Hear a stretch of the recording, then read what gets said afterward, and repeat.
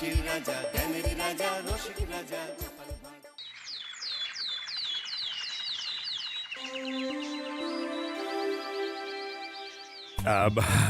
এই অনেকদিন ধরেই তোমাদের একটা কথা বলবো ভাবছিলাম। আগে কি মহারাজ? মন্ত্রী আর গোপালের মধ্যে কে বেশি ভালো সেটা পরীক্ষা নেওয়ার পরিকল্পনা করেছি, এবং যে এই পরীক্ষায় সফল হবে তাকে আমি পুরস্কার দেব। এ তো বেশ শুভ সংবাদ।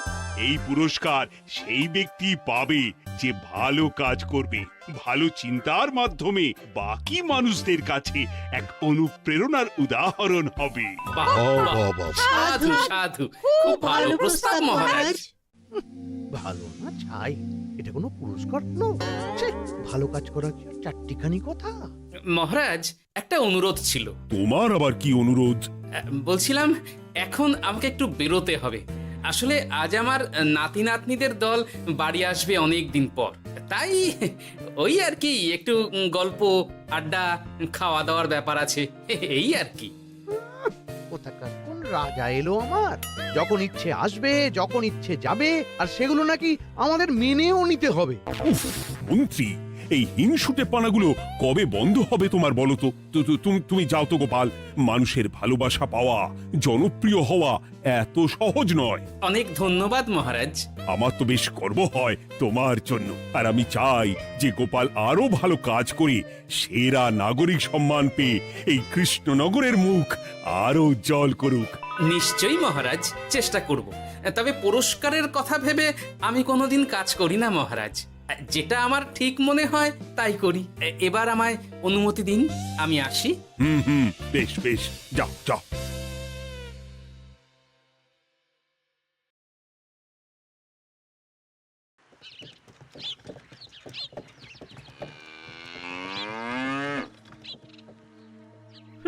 সেরা নাগরিক সম্মান সেটাও নাকি পাবে ওই গোপাল। বাবা, মহারাজের কি আদিক্ষেতা গোপালের প্রতি, দেখেও গা জ্বলে যায়। ও কি একাই আছে নাকি যে বেশি জনপ্রিয়? আমিও হব।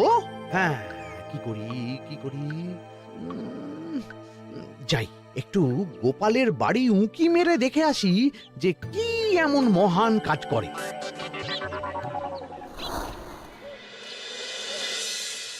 ও দিদা, শরবতটা দারুণ হয়েছে গো। হ্যাঁ, প্রাণটা জুড়িয়ে গেল। আর একটু খাবি নাকি তোরা? না না গিন্নি, বেশি শরবত খেলে বাকি কিছু আর খেতে পারবো না। তুমি বরং ওই তরমুজ, জাম, যা যা ফল এনেছি সব এনে দাও। আচ্ছা আচ্ছা, সেই ভালো। উফ, আজকের দিনটা পুরো জমে গেল। মানে কোনো তুলনা হয় না। সে আর বলতে, গোপাল দাদুর জায়গা কেউ কোনোদিনও নিতে পারবে না। কয়জন দাদুকে দেখেছে ওরা জীবনে? এসব তো আমিও খাওয়াতে পারি। বেশি বাড়াবাড়ি। এই নে সোনারা আমার, তোদের জন্যই তো তোদের দাদু এসব এনেছে। হ্যাঁ, এই তোরা খা, কেমন? লজ্জা করিস না কিন্তু। সে আর বলতে, ও দাদু, তুমি এবার পরের গল্পটা বলো তো। কি ব্যাপার, মন্ত্রী মশাই হঠাৎ আড়ি পাচ্ছে কেন? কই গো দাদু, চুপ করে আছো যে? হ্যাঁ হ্যাঁ, বলছি। এবারে বুঝলি, এবারে তোদের একটা অন্যরকম গল্প বল। ধুর, আরে কি বলছে সব ঠিক করে শোনাও যাচ্ছে না। আর একটু ভালো করে উঁকি দি।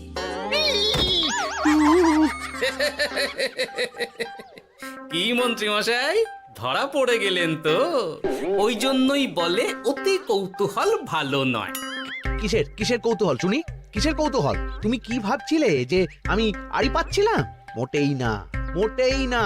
আমি একটা দরকারি জিনিস খুঁজতে খুঁজতে ভুল করে চলে এসেছি এখানে। হ্যাঁ, আপনি কত ধরনের ভুল করতে পারেন সেসব আমার জানা আছে মন্ত্রী মশাই। এখন আমি সব আপোষ করে নিচ্ছি। এরপর এমন হবে যে লোকে তোমাকে পাপোশ করেও পুজবে না। না, কেমন যেন ঠেস মেরে কথাগুলো বলে গেলে মনে হচ্ছে। মন্ত্রী মশাই অমন করে রেগে গেলেন কেন গোপাল দাদু? আমিও তো সেটাই ভাবছি রে। যাকে সেসব বাদ দে, নে আমরা বরং গল্পে ফিরি। সেই ভালো।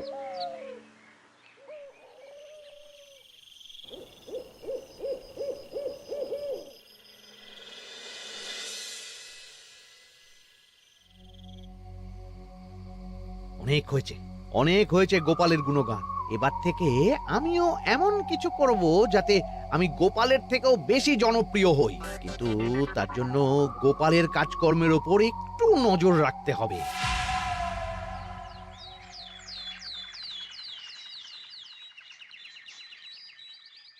শোন বটাঘটা, কয়েকদিন তোদের গোপালের ওপর পুরো নজর রাখতে হবে। গোপাল কিভাবে কি করছে, কেমন করে করছে, সব এসে আমাকে জানাবি তোরা। আচ্ছা মন্ত্রীমশাই, চিন্তা করবেন না। একেবারে গোপালের দিন পঞ্জিকা বানিয়ে দেব আপনাকে।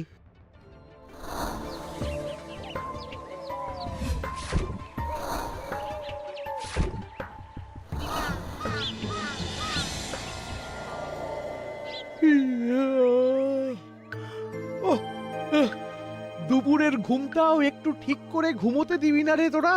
কি হয়েছে বল। আগে মন্ত্রীমশাই আপনিই তো বলেছিলেন। ঠিক আছে ঠিক আছে, ওহো বল কি হয়েছে। দেখে যা বুঝলাম গোপাল বড় উদার, পরোপকারীও। সে কাউকে ঠকায় না, আর নিজেও ঠকে না। হ্যাঁ, সবাই তাকে খুব ভালোবাসে। হয়েছে হয়েছে, বুঝেছি। এবার থাম তো। গোপাল পরোপকারী? হাহ, এতদিন ও ছিল, কিন্তু এবার আমার পালা।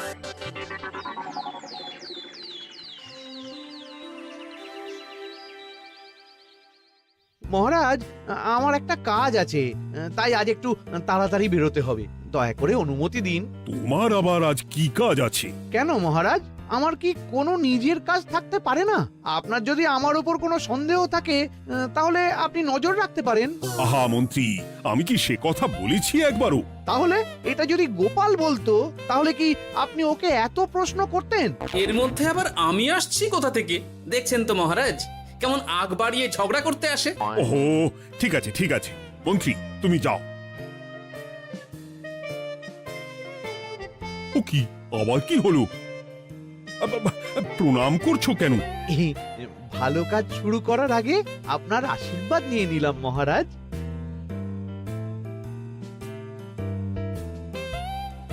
কিছু কি বুঝলেন মহারাজ? না, কি ব্যাপার বলো তো? কি সব ভালো কাজ শুরু করার কথা বললো শুধু? সেটাই তো, থেকে থেকে কি যে হয় বুঝি না।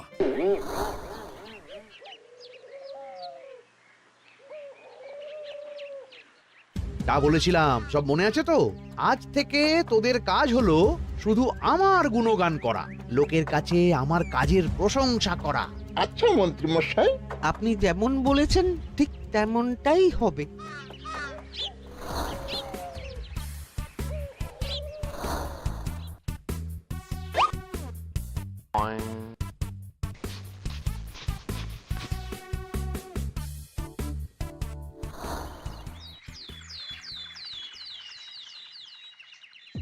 সত্যি কথা, মন্ত্রী মশাইয়ের মতো আর ভালো মানুষ হয় না। ওনার মন অনেক বড়। সে আর বলতে। বরাবরই তো খুব বড় মাপের মানুষ। আরে আরে গোপাল দাদা, আরে কোথায় চললে? এই রাজসভায়। ও মা, তাহলে তো তোমার সাথে মন্ত্রী মশাইয়েরও দেখা হবে। হবে বই কি? বাহ বাহ বাহ বাহ, তাহলে তুমি একটু ওনাকে আমার গিন্নির তরফ থেকে ধন্যবাদ জানিয়ে দিও। গতকাল উনি আমাদের অনেক সাহায্য করেছিলেন কিনা। সাহায্য? মন্ত্রী মশাই? আচ্ছা ঠিক আছে।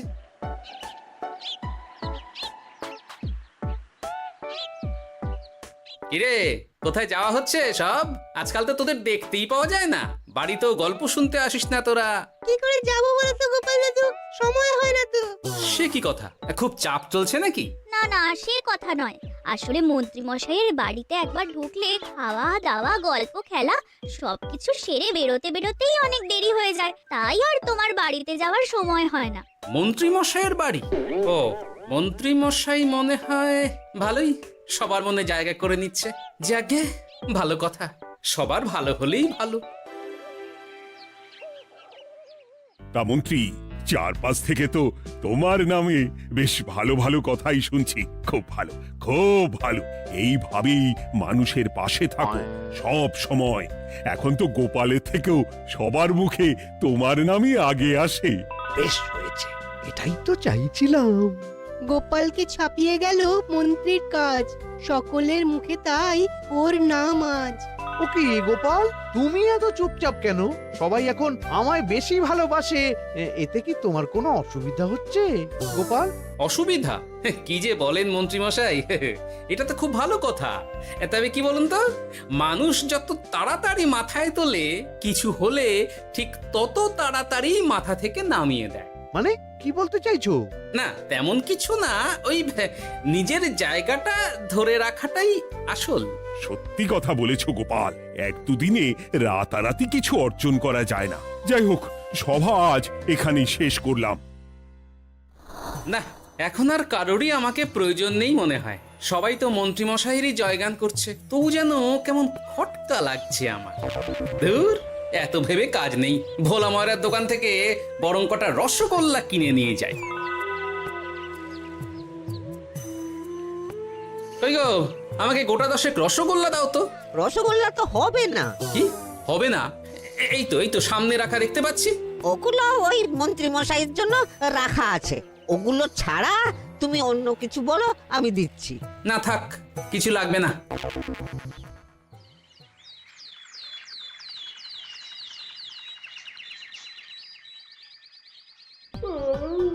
ও কি গো, বলি কত বেলা হয়ে গেল, তুমি এখনো রাজসভায় গেলে না? কদিন ধরে দেখছি কিছু হয়েছে, আর তোমার রাজসভায় বলি যেতে ইচ্ছে করে না বুঝি? না না, সেরকম কোনো ব্যাপার নয় গিন্নি। আমি দেরি করে যাই কি তাড়াতাড়ি, কোনো কিছু তো আর কারো জন্য থেমে থাকে না, বলো গিন্নি? মন্ত্রী মশাই তো আছেন, তাহলেই চলবে। এ আবার কেমন কথা? কিছু না, আমি বেরোলাম।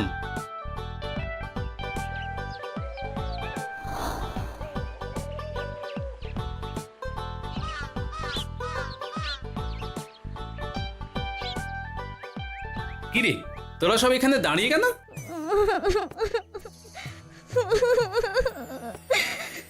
আমরা সব পরীক্ষায় শূন্য পেয়েছি, তাই আমাদের শাস্তি দিয়েছে। আসলে আমরা এতদিন কোনো পড়াশোনা করিনি তো বাড়িতে, পুরো সময়টা শুধু ওই মন্ত্রী মশাইয়ের বাড়িতে মজা করে কাটিয়েছি, তাই এমন হয়েছে। তা নিজের ভুলটা যে বুঝতে পেরেছিস, এটাই অনেক। এই কারণেই বলে নিজের কাজ নিজেকেই করতে হয়, বুঝলি? এরপর মন দিয়ে পড়াশোনা করবি, সব ঠিক হয়ে যাবে।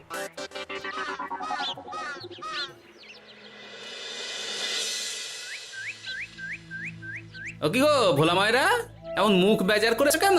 আর কি বলি গোপাল দাদা, খদ্দের একটাও নেই।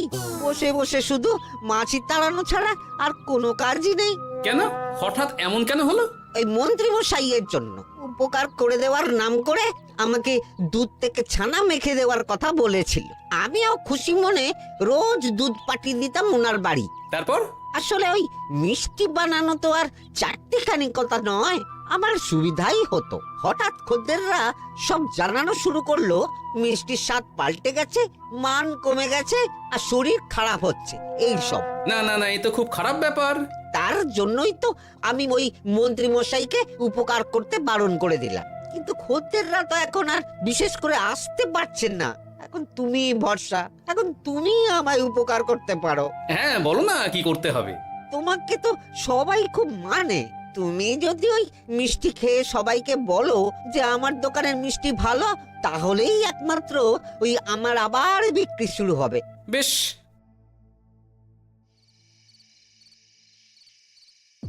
শোনো শোনো, তোমাকে না একটা কথা বলার আছে।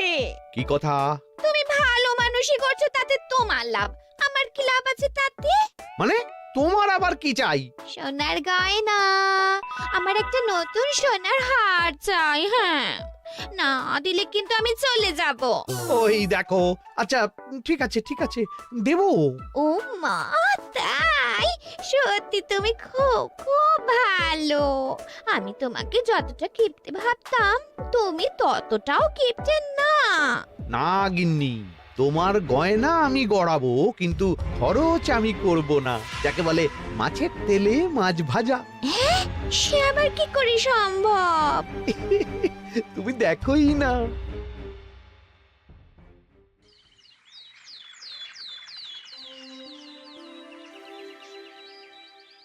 মহারাজ, আপনার কাছে একটা অনুরোধ ছিল।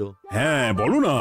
এই আগামী সপ্তাহে আমি সকলকে বিনামূল্যে বস্ত্র ও খাদ্য সামগ্রী বিতরণ করতে চাই।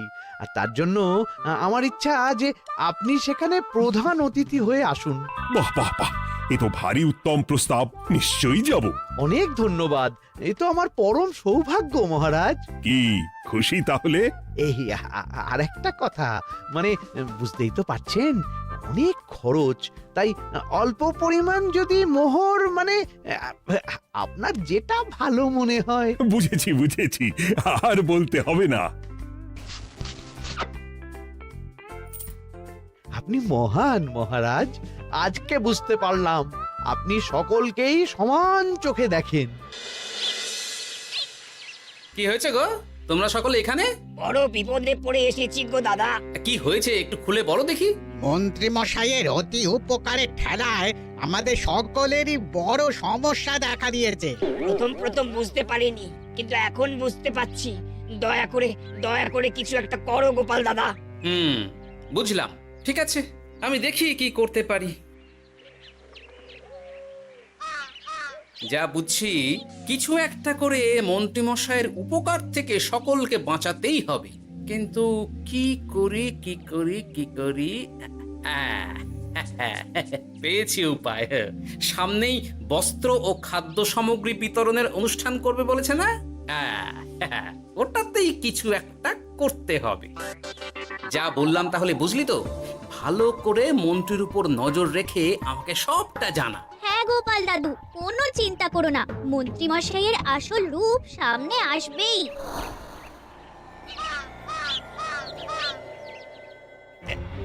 এই নে আগাম কিছু মোহর। সামনের অনুষ্ঠানের জন্য সব থেকে খারাপ মানের কাপড় ও আনাজপাতির বায়না দিয়ে আসবি। বাকি যেটুকু দাম থাকে সেটা আমি অনুষ্ঠানের দিন দিয়ে দেবো। আচ্ছা মন্ত্রী মশাই। মন্ত্রী মশাইয়ের চালাকিটা একবার দেখলি? বিতরণের নাম করে সব খারাপ জিনিসগুলো বিতরণ করার তালে আছে। খুব ভালো কাজ করেছিস।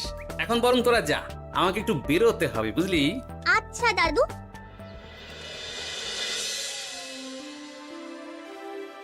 তুমি সত্যি বলছো গোপাল?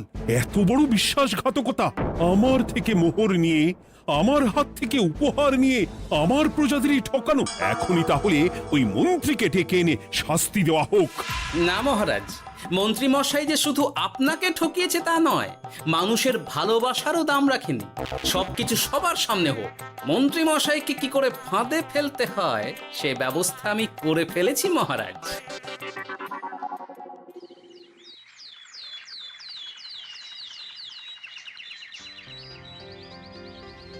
যাক বাবা, এই সুযোগে প্রচুর মোহর হাতে চলে এলো। এমনিও আমার চিন্তার কোনো ব্যাপার নেই, সব জিনিস তো মহারাজের হাত দিয়ে বিতরণ করা হবে, তাই খারাপ হলেও সবাই ভাববে মহারাজ দিয়েছে। শোন, এবার তোরা গিয়ে মন্ত্রীকে ওখান থেকে সরিয়ে আন। ততক্ষণে আমি আমার কাজটা মিটিয়ে নিই। আচ্ছা। মন্ত্রী মশাই, শিগগিরই চলুন আমাদের সাথে, মহারাজ আপনাকে ডাকছেন ওই গাছতলার ওখানে। এখন? হ্যাঁ, মহারাজ তো আপনার উপর খুব খুশি, তাই দেখে মনে হলো কোনো একটা উপহার দেবেন আপনাকে। তাই নাকি? বটেই তো, আমি এক্ষুনি যাচ্ছি। এবারে জমবে মজা।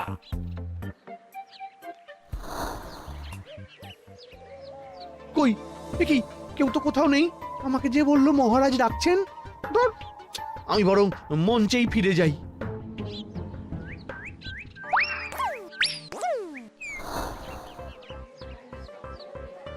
মন্ত্রী মশাই, আমরা চলে এসেছি। আপনি বলেছিলেন আজকে আমাদের পাওনা মিটিয়ে দেবেন। আপনার কথা মতো সবচেয়ে উৎকৃষ্ট মানের কাপড় আমি দিয়েছি। হ্যাঁ মন্ত্রী মশাই, আমিও একদম ওই টাটকা শাকসবজি, মাছ, মিষ্টি সব দিয়ে থলি ভরিয়ে দিয়েছি। এবার দামটা মিটিয়ে দিন। দুজনের মিলিয়ে হয়েছে ওই 1000 মোহর। বাহ মন্ত্রী বাহ, তুমি এত ভালো ভালো জিনিস বিতরণ করছো, আমি তো বিশ্বাসই করতে পারছি না। মোটাই না, আমি অত দাম দিতেই পারবো না। আমি তো ভালো জিনিস দিতে বলিনি, আমি বলেছিলাম সব থেকে খারাপ জিনিসগুলো দিতে। কি বললেন মন্ত্রী মশাই? এই রে, এই ধরা পড়ে গেলাম মনে হয়। তোমার এত বড় সাহস! তুমি আমার রাজ্যে থেকে এইভাবে মানুষকে ঠকাবে?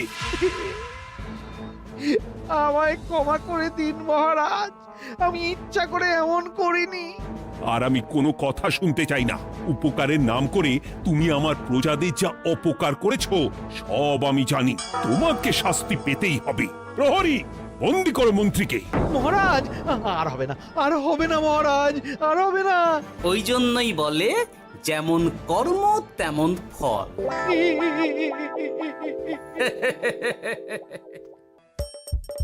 হাসির রাজা জ্ঞানের রাজা রসিক রাজা